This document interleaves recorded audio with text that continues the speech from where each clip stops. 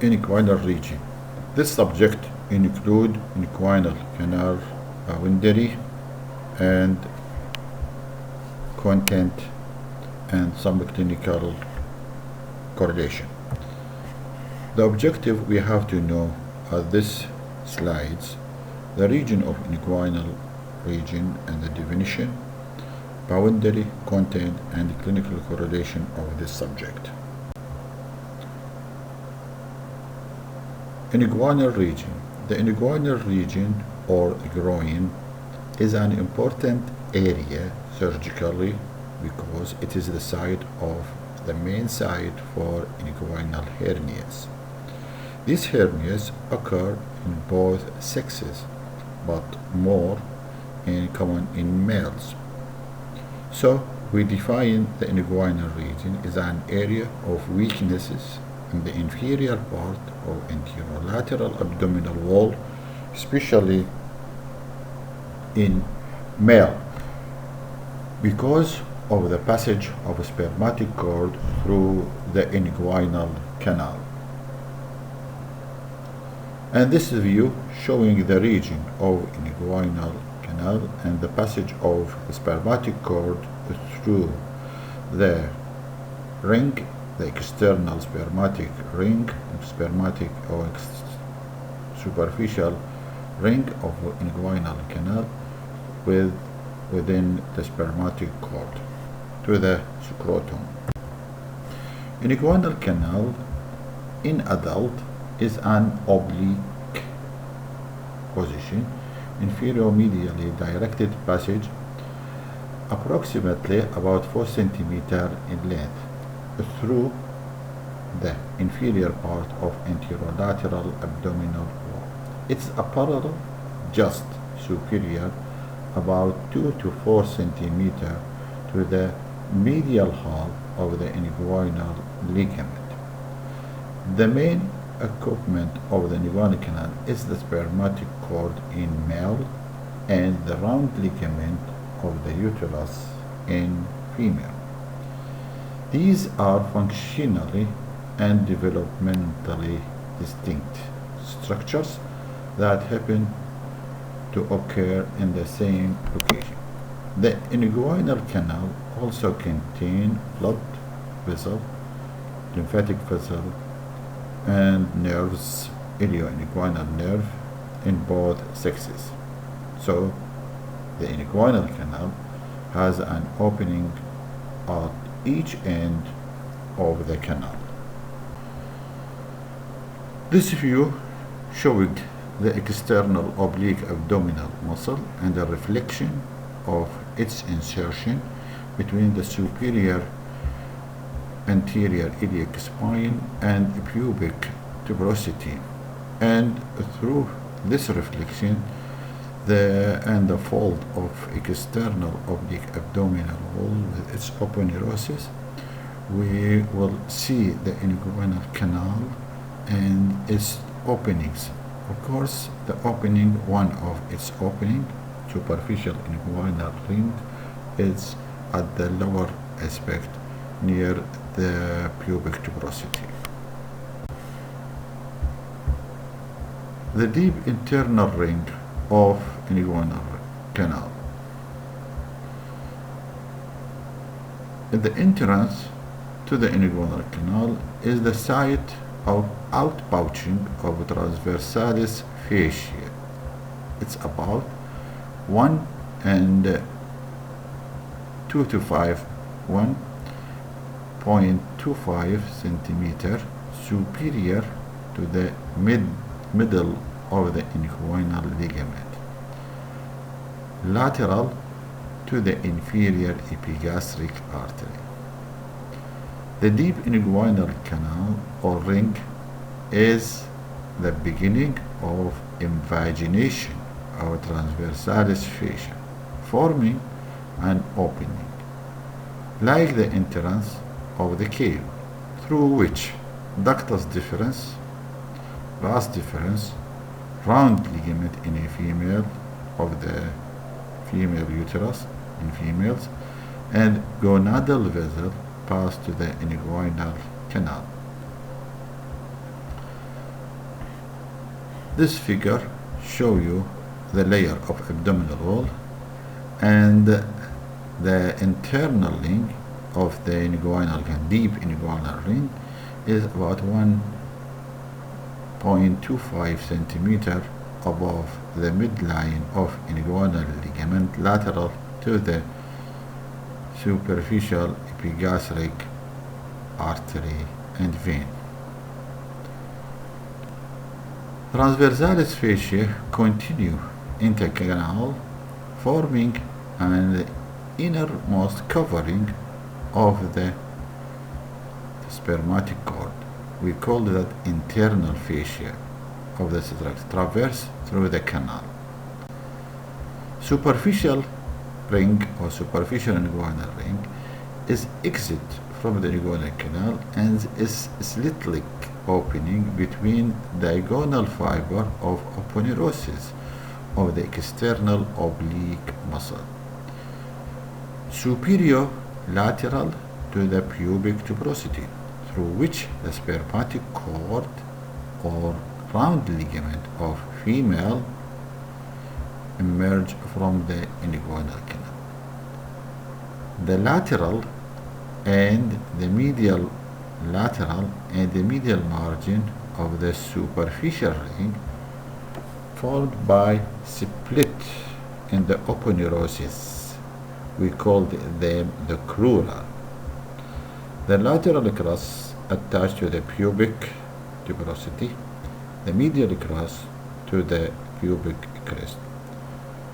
The fibers arising from the inguinal ligament lateral to the superficial ring arches superior lateral to the superficial ring. These intercrural fibers help to prevent the crura from spreading apart. This figure will explain the intercrural fiber, the medial and lateral crest, and between them the intercrural fiber, which prevent the splitting of intercrural fibers.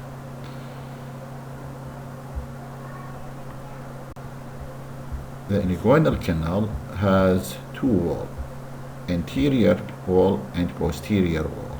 It has the roof and floor. Any region in the body, when we are going to explain it, we have to mention the roof, floor, anterior wall, posterior wall, or in other parts maybe we may mention the medial wall or lateral wall. Now, this figure, we remove the external oblique aponeurosis fibers. On the left side, show the external ring and the floor. On the left side, on the right side, we will show the internal structure after we remove the internal oblique muscle from its position. In this view, we will see the intercrural ligament, medial crest, lateral crest, but the content here is the round ligament of the uterus with similar structures, except this is a female view, has no spermatic cord, while in the male we will get the spermatic cord. The round ligament here, which end into labia majora. Anterior wall, forming mainly by aponeurosis of the external oblique, with lateral part of the wall being reinforced by fibers from the internal oblique. Posterior wall is formed by transversalis fascia, with medial part of the wall being reinforced by a conjoint tendon. Formation of conjoint tendon is inguinal flex. The margin of the pubic attachment of the internal oblique is the site for attachment of internal oblique and transversalis abdominal aponeurosis into a common tendon. So, the posterior wall is formed mainly by transversalis fascia, with medial wall reinforced by conjoint tendon. The conjoint tendon means attachment, or at the margin of the pubic means attachment of the internal oblique and internal oblique muscle and transversalis abdominal aponeurosis into a common tendon. Here we dissect the canal, and the structure here, or the view figure, will show you many structures being inside. Round ligament of the uterus, genitobifemoral nerve, internal oblique, fascia transversalis, or round ligament. The roof is formed by the arching fiber of the internal oblique and transversalis abdominal muscle, while the floor is formed by the superior surface of the incurved inguinal ligament, which forms a shallow through and it's reinforced in the most medial part by a lacunar ligament. A reflected part or extension, the lacunar ligament, is a reflected part or an extension from the deep aspect of the inguinal ligament to the pectineal line of the pectineus pubis. Process vaginalis, another structure within the inguinal canal. Peritoneal diverticulum. It is a peritoneal diverticulum. Its traverse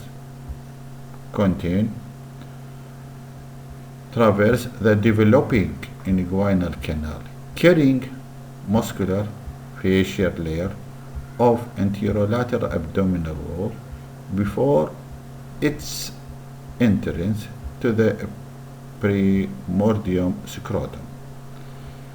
By the 6th week of intrauterine life, the development of the testes will start, and these testes has to migrate from the posterior or the dorsal aspect of the body wall through this process vaginalis, and at mainly about the 28th week of development, these testes lie close to the developing deep inguinal. The testes begin to pass later on through the inguinal canal, which formed by process vaginalis, and during the 28th week, it takes approximately 3 days to pass through it, or approximately 4 weeks later, the testes enter the scrotum. Normally, the testes leave the internal cavity of the body to be set outside the body within the scrotal sac. It's a normal.